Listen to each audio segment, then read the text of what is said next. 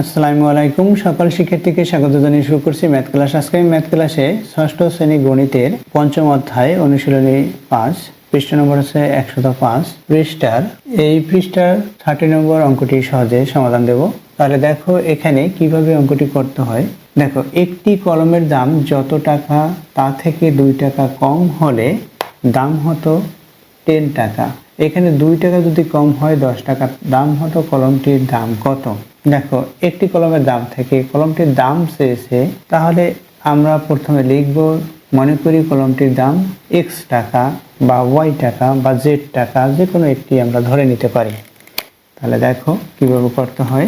Number 30, মনে করি কলমটির দাম x টাকা। কলমটির দাম থেকে আমি এখান থেকে লিখব বা এখান থেকেও লিখতে পারি।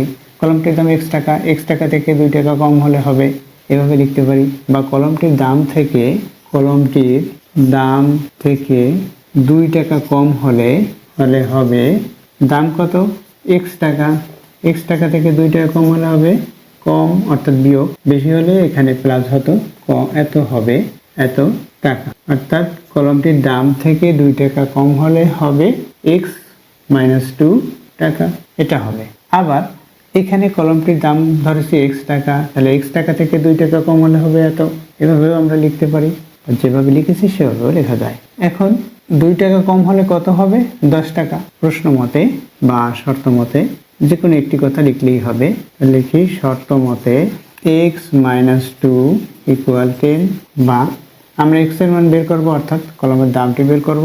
তাহলে কি হবে, এই যে কনস্ট্যান্ট আছে এটা বাদ দিতে হবে। এটা বাদ দিতে হলে কি করতে হবে, এখানে প্রক্রিয়া মাইনাস অর্থাৎ প্লাস প্রক্রিয়া দিয়ে এই যে ডিজিটটি সেই ডিজিটটি লিখতে হয়। কিভাবে দেখো, আমরা প্রথমে x লিখলাম, এরপর -2, এরপর +2 ইকুয়াল, এই যে +2 লিখেছি এটা আমরা বাড়তি লিখেছি, অর্থাৎ এই 2 কে বাদ দেওয়ার জন্য। কিন্তু এখানেও আমাদের রাইট সাইডেও এই একই সংখ্যা লিখতে হবে, অর্থাৎ 10 + 2।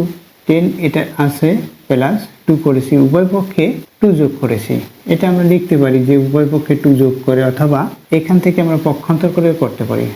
দেখো কিভাবে করতে হয়। উভয়, আমি সংক্ষিপ্ত লিখি, উভয় পক্ষে 2 যোগ করে। এটা না লিখে, অর্থাৎ এই সমীকরণটা না লিখে আমরা এভাবেও লিখতে পারি। এই সমীকরণের পরের, অর্থাৎ এই লাইনটি না লিখে এটাও লিখতে পারি যে এই প্রথমে x লিখবো, বা লিখে x, যেহেতু x এর মান বের করব তাই এই xটি লিখেছি, এই 2 কে পক্ষান্তর করে রাইট সাইডে নিব, অর্থাৎ -2 আছে, +2 হবে রাইট সাইডে নিলে। কি x ইকুয়াল, এখানে রাইট সাইডে আছে কি প্রথমে সেটা লিখে নিব। এখানে 10 আছে, 10 লিখলাম, এখন +2 কি করেছি, এখানে 2টা পক্ষান্তর করে এই সাইডে নিয়েছি, এটা পেয়েছি। অর্থাৎ x ইকুয়াল কত হবে, এখন এটা আমি প্লাস করব, বা x ইকুয়াল হবে এই 10 এর সাথে 2 প্লাস করলে 12। এটা আছে কলমের দাম। এখানে দেখো এই 2 থেকে এই 2 বাদ হলো, এখানে x ইকুয়াল, এখানে কত হয়, এটার সাথে এটা প্লাস করি 12। এখানেও আমাদের সাইড নোট লিখতে হবে যে আমরা এই যে x এর মান বের করেছি, অর্থাৎ এটার পরে এটা লিখেছি, এটা করেছি কি পক্ষান্তর করেছি। এখানে লিখতে হবে পক্ষান্তর করে, আমরা পক্ষান্তর করেছি তাই এটা সাইড নোটে আমরা লিখে দিয়েছি। এখানেও সেই একইভাবে পক্ষান্তর করে নিই, উভয় পক্ষে একটু যোগ করেছি, কারণ এই 2 বাদ দেওয়ার জন্য x এর মান বের করবো।